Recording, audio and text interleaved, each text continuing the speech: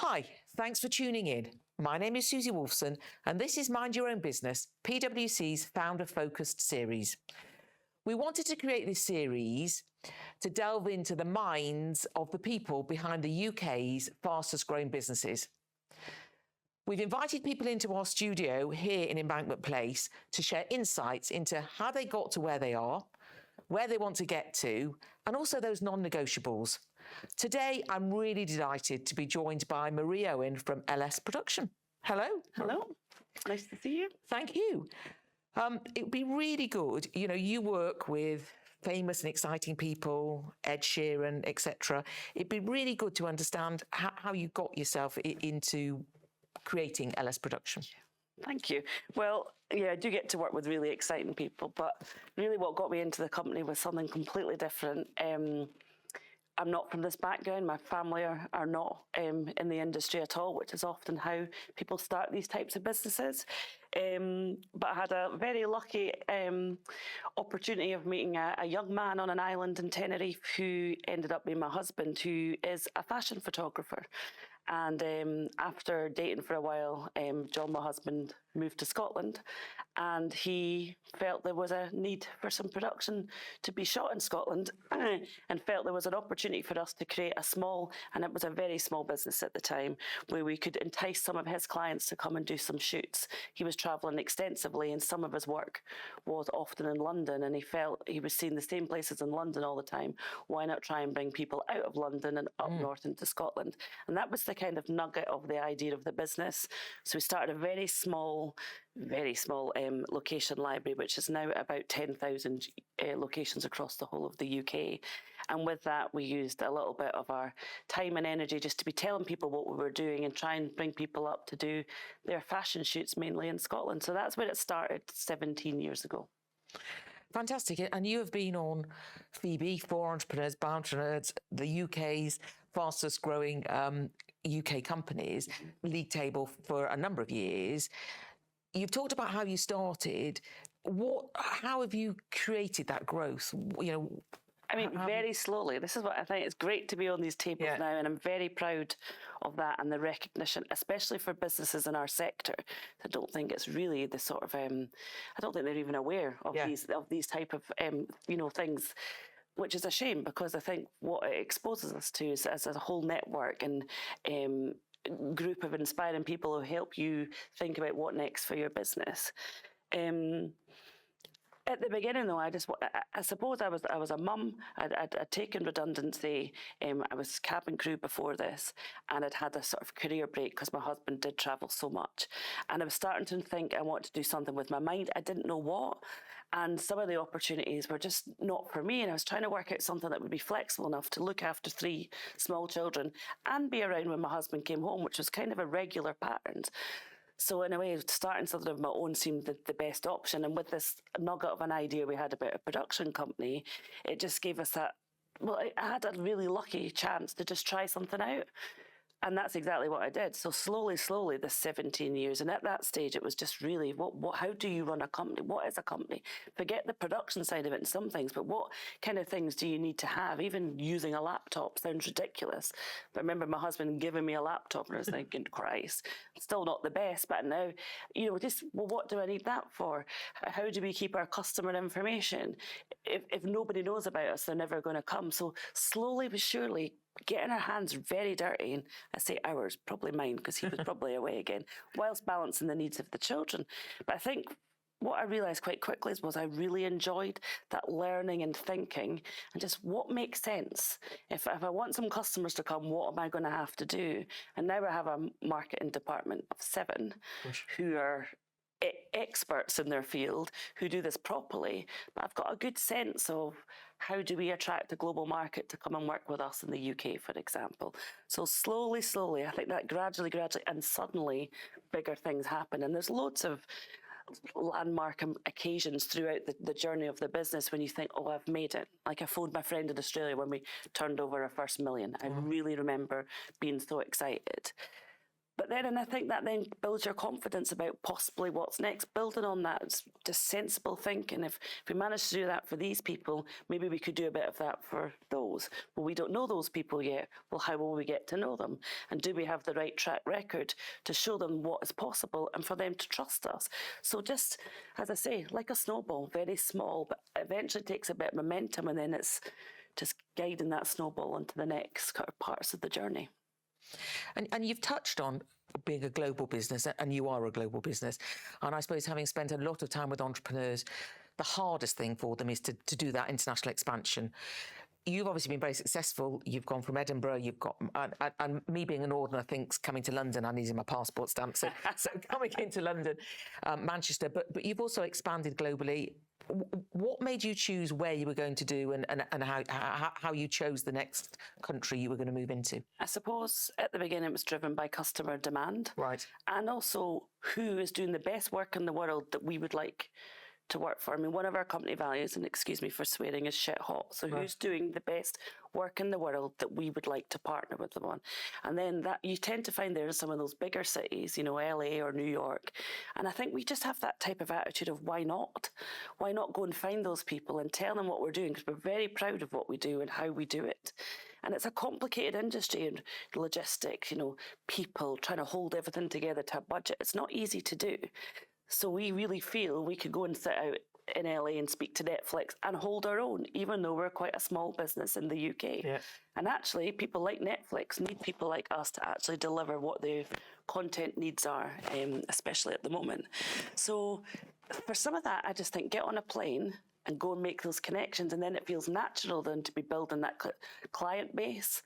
In LA, for example, we did open a small office in New York for a while, but we closed that during COVID, and we don't have a New York office as such at the moment, but we have a lot of connections in New York, other places where, like Germany, a lot of business comes from Germany, so we're well known in these countries without necessarily having to set up a base. And it goes back to old fashioned, and now we can do it again, thankfully. Get on a plane, go and see people, have sharp presentations about relevant things that speak to the customer and helps them understand what problems we can solve for them. And then keeping those relationships going. So we do as many industry events as seem sensible. Yeah. Those are global. Again, we get on a plane and go, but we come back with so much intel, so much inspiration, but by meeting these people, that it really has been part of a process of just, I suppose, developing our global mindset and saying there's a whole world out there. Let's play in that world. So you've touched on international expansion because of customer need, and I think you're also looking possibly to move into Malta. That's right. Yeah. And that's probably for a slightly different reason, Yeah, isn't that it? is different because I've got a non-exec, Stuart, that's worked with me for the last 12 or 13 years. And one of the things that's always stood out for him, and we weren't really ready at the time when we discussed it, but, you know, people come to the UK for a certain aesthetic, a certain look, maybe for a celebrity, a certain look. They come to the UK for a reason, a UK accent or a British accent, a London accent, a Scottish accent, whatever. But actually, one thing they can't really come for is guaranteed good weather. And then we do get asked, can you double as Pam or something in Edinburgh? So, well, maybe. But actually, just having something complementary to what the UK can offer and having what we call a warm water offering. So, going back to being driven by clients are asking us to do different things in different parts of the world. So it really then started to think, well, where would be a warm water destination that we feel that we can bring into our sort of offering and be confident about delivering in a different place? And Malta makes sense for a whole load of reasons. And there's already a lot of feature film work happening in Malta, but there isn't as much commercial work. And through one of our EPs specifically, in a close relationship he has, there's a company out there that we're going to be partnering with. So somebody has all that local knowledge and really understands how the infrastructure works, and what the local sort of talent's like, and what you need to bring in and what's available, and also what can be developed, because although there is a good amount of work happening there already, there's definitely things that we can help improve, if you like, and definitely be bringing a different type of customer to the island. But it's beautiful. It's not unknown, but it isn't as well known as some of their neighbours. It's obviously an island, so it's got beautiful water and coastal lines, and there's a lot of opportunity to film at sea. They also have water tanks, which are not always the easiest things to source and have availability. So that would be for underwater filming, which has asked for more. Gosh, okay. Ed Sheeran, for example, some of that's done in a water tank. And they also have a brilliant studio on Backlot, which studio space is at a premium around the world. So actually having somewhere that has great locations and a studio and these water tanks, and they also have a tax rebate for film and TV. Okay. Production at the moment, with a view potentially to add that for commercial. So I think, you know, the government there are also very active and film friendly. They really want that inbound kind of customer coming in. So it's probably about a year in the making. And one of the things I do is probably do things a little bit slower than others because I want to do it properly. So we've spent a fair bit of time on the island. We've scouted it. So we have a good portfolio of locations that we can really show people rather than going, oh, you can just go to Malta and it'll be fine. But actually really knowing what we're doing. And I'm going in a couple of weeks to make sure, you know, I've met all the partners that we'll be working with. So it's complementary to what we do. And actually already in our discussions with our existing clients, they're like, oh, this is smart. Because what it allows a client to do is use us for our expertise, but not just be tied to the UK, but then they know they're going to get the LS kind of service and what they expect from us in a different country. And there will probably be other countries after this as well. But let's get this right first. Okay, I won't force you to explore. Next week we'll have another film when once you've done Malta. But no, exactly. But actually, you're right. You know, lots of people go on holiday in Malta because it is absolutely beautiful, and it's probably been underrated in terms of and it's greener than I thought. Cause I haven't been yet. But a team of experts, much better than me, went out to really recce the island. The weather's pretty good all year round. You know, it's got a nice mild temperature even in this sort of a lower season month. They have really good hotel availability, right? Which, you know, it's sometimes the driver. Yeah, we do quite a lot of sort of reality TV or TV shows coming mainly from the States.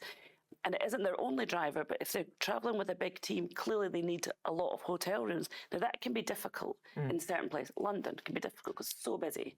It can be difficult in Edinburgh, especially in the summertime, although we probably hopefully doing one of these episodes in Edinburgh. But that in itself can be a driver by having that type of infrastructure, production offices, things like that. So, yes, everyone wants to look great, but then there's the realities of how do you make this work? And I think as a company, that's one thing we're very focused on. It can look good, it will look good, but in reality, how do we make sure it runs well? And sometimes that's about choosing the right place to do it. You know, we're doing a shoot in Orkney soon. It's quite tricky to shoot in somewhere like Orkney. This is quite a self-contained shoot. We have to take everything with us, but if you're shooting in the middle of Manchester, it's quite a different setup. So fantastic. And as I say, it sounds like you've conquered that overseas expansion because you went for certain reasons, whereas some of the clients find it more difficult. The US in particular is one of those difficult ones because of some of the things. But you've also touched on one of your values. You've grown from 5 people to 52 people. How have you used your values to create the LS culture? Because there obviously is an LS culture. There is, and I think, how do you define culture? And sometimes it's like the oxygen in the business. Like, you need to make sure it's always there. You can't see it, but you definitely know if it's not there. And I suppose I'm quite an authentic person. What you see now, what you see at work, and if you met me in a pub, I'm roughly the same person. Saying that, I take my role very seriously, and I think being the leader, sometimes you have to behave in a senior way. You know, it's not about all just having a good laugh, but you will know me as a person. And I think the values of the business are part of the values of me as a person, or just life itself. So we have people, creative at heart, shit hot, learning always, and another swearer. And so don't be a dick. And that's about not having egos and just trying to really think about each role in the business, every supplier, every freelancer, every customer, every client, obviously, we work with is really important. And each role is as important as the other. You know, we couldn't do the great productions we do if I was on the productions. I have a job to do at LS, but the production team or our PAs are just as important or even more important than me. We all have a role to play. So I think that adds into the culture. There's that feeling already. It feels like we are a team. And what does that mean to us as a team? And those 5 values that I've just said, I think just kind of hold us to account. And we use them in our everyday language. You know, something might happen to me. I said, was I being a little bit of a dick there? And you're like, well, a wee bit. But so it allows us to bring them to life. They're not just words on a wall. And for a long time, they were the feelings of the business, but they weren't in any way. We hadn't managed to write them down. So we did a workshop and we did create these words, but they're only words unless you live and breathe them. So I think it's about then just day to day, the little things that you do that make those values stand out, or just feel visible to the team. So it's a lot of things, I think, to build a culture, and it's harder to translate it into a bigger business. Clearly, you've got a much bigger business, but I just think you have to be smart and sensible. We've got 3 offices now, so the teams are more divided, if you like.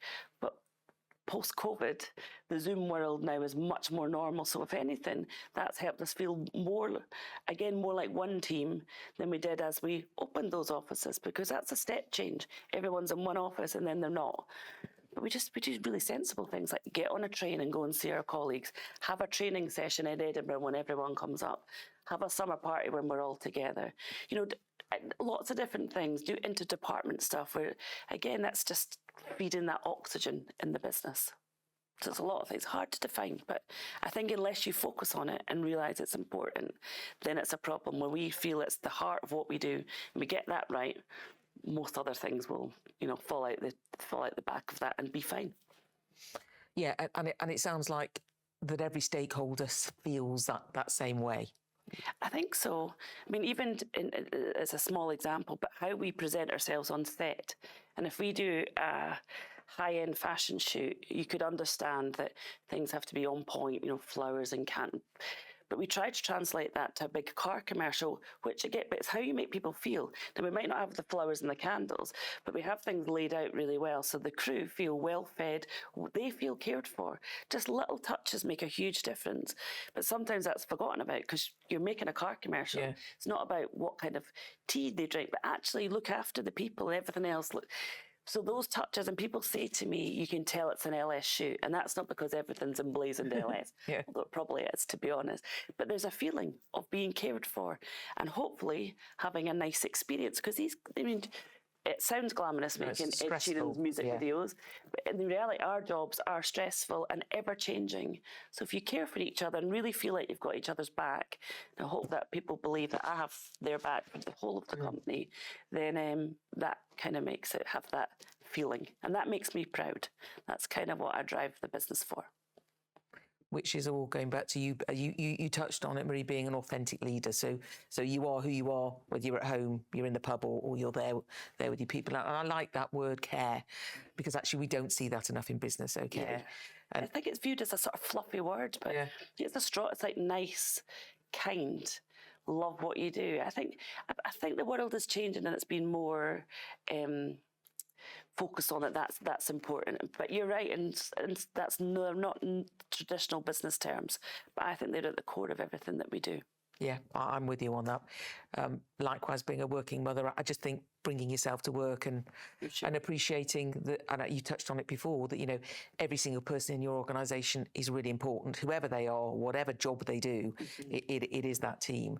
I've got a brilliant business group called Vistage, and I'm part of that. All right, That's been one of the best things that I've done in the investment in myself and in the business, and I've been in it for 12 years. And it's a leadership development organisation. But for a day a month, you come out of your business, you put your phone away, you don't work on any day-to-day operational, but you look where you're at, what's important, where you want to go, and you're in a room with other business leaders from all different sectors. So it's not even like you're with your peers, which I love, because if you and I chatted about the businesses, we do completely different things, but we would be facing similar opportunities and challenges. So that's hugely refreshing. But I remember they have speakers and things come along, so it's very inspiring as well. But one of the stories I heard there was about, I think it was a lady cleaning the floor at NASA, and somebody said to her, or she was actually working for NASA. I don't think she was cleaning the floor when this story, because that would spoil the story. But what do you do at NASA? I put people on the moon. And she's the cleaner. But actually, we know that without these things happening, you can't do what the business is there to do. So, and I do really believe in that. We're all that team together, and it's for collective efforts that we produce the great work that we do. And touching on your people, 5 to 52, we've touched on it already. But what does LS production do, and you to actually really help develop your people and train them so that, you know, you've got really good retention, they stay with you and develop? Yeah, it's a good question, because I think it's important to have people, if they want to stay with you and develop, great. Sometimes people don't, and they get to a certain point and they want to leave, and I think that's important in a business too. I think that's quite hard to accept when you're a small business and you grow, because for a while most people stick together. There's 4 or 5 or 6 of you and you're all round one table and you're, what do you think and what do you think? But I think when you get to 7 or 8 or 9 people, you start to have to develop a bit more of those systems, because if not 9 of you doing everything is messy. And that then can a little bit, I was going to say put people's nose out of joint, maybe I don't mean it quite like that, but they can feel a bit more disconnected from you because you're doing your job and they're doing their job. And that can sometimes push people to think they're probably better in a more start-up situation.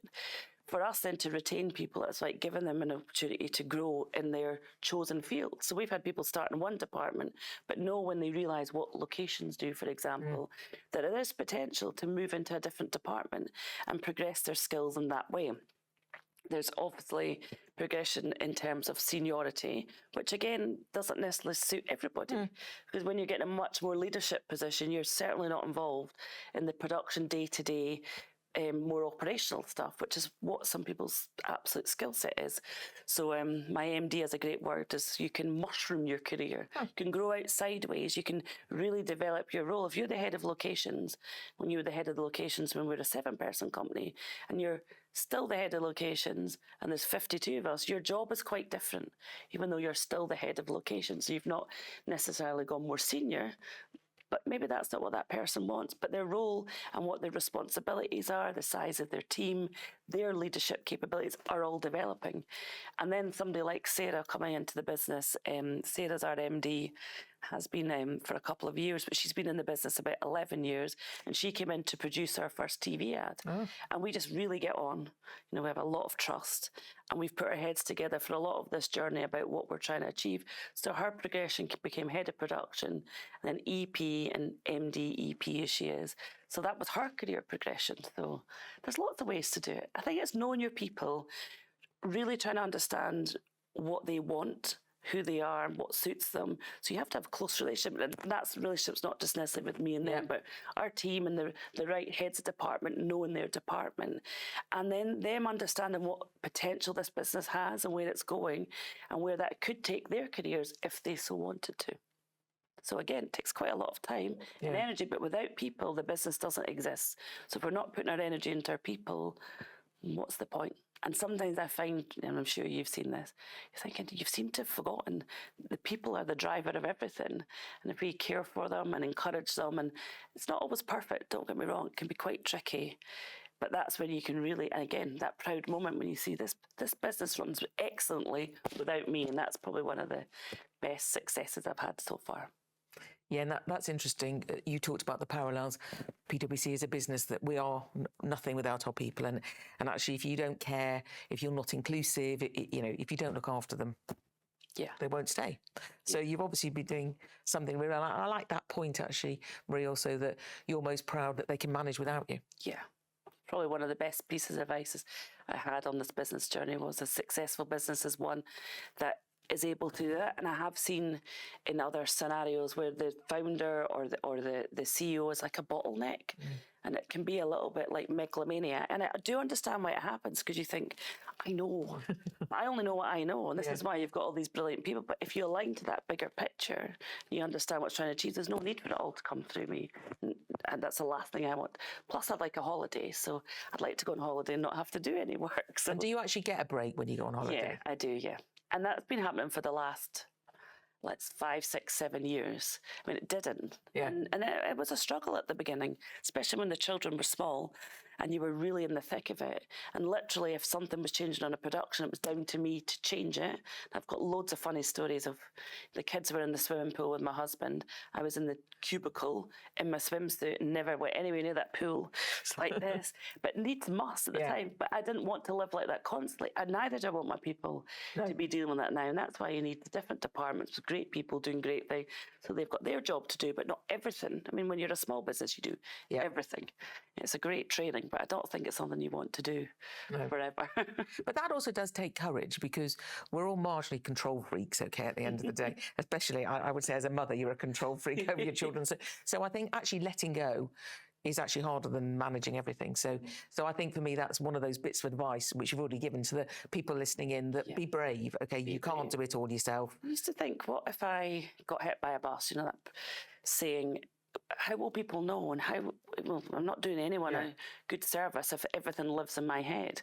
And I remember things did used to live in my head, and then we used to write it in the book, and then we got Excel spreadsheets, and now we've got cool CRM systems that hopefully do it all. But that's the sort of things you need to progress, so it doesn't all live with one person. And I've seen that happen a few times, and I don't think it's healthy. So, no, brilliant. And been absolutely fascinating talk to you. My last question to you is almost, for the founders listening, and for those serial entrepreneurs who are thinking about what business to develop now, what would be that nugget that you would give them to say, how do you ensure that you have sustainable growth in your business?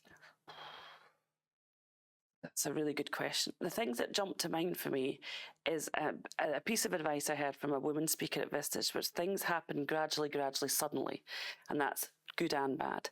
So for sustainable growth, I think you have to be planting seeds all the time, because one seed can grow in a month, or one can take 2 years. So in our world, a fashion shoot could take 4 to 6 weeks to convert to a job, and a TV series might take 2 years.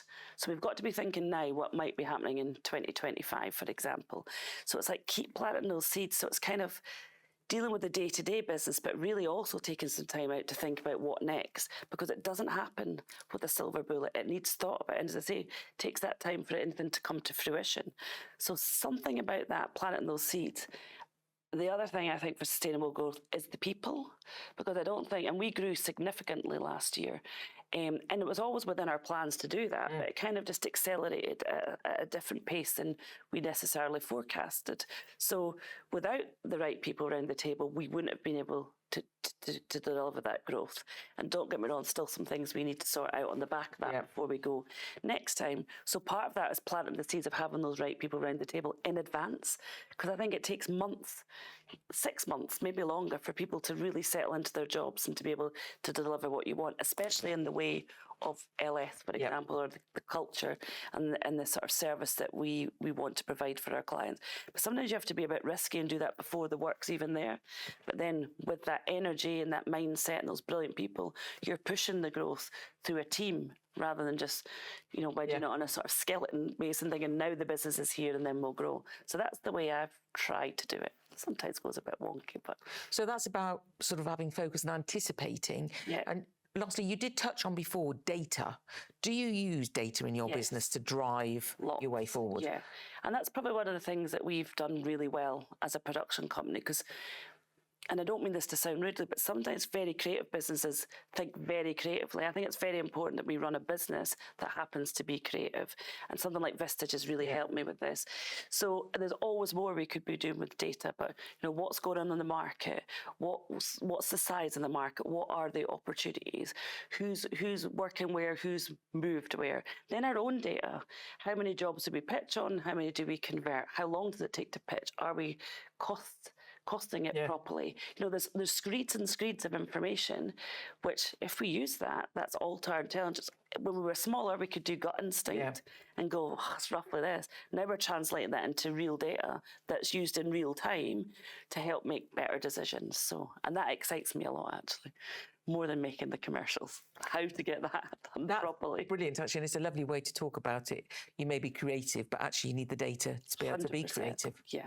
And that's one of the reasons we've got to where we're at. Yeah. And I really think we've got more to do. It's a bit easier now because we have 52 brilliant people to make that happen. And soon we'll be 62, I hope. So brilliant. Thank you. Well, thank you. So, Marie, thank you for your time. Fascinating. I could sit here for absolute hours. We'll do it in the pub after. Thank you, audience, for tuning in. You can watch our other episodes back, hear from Aaron at Bloom & Wild on how they consider the needs of their customers, and also Bree Reed of Snag Tights, why community is really important to her success. We'll be back again soon, and until then, goodbye and keep safe.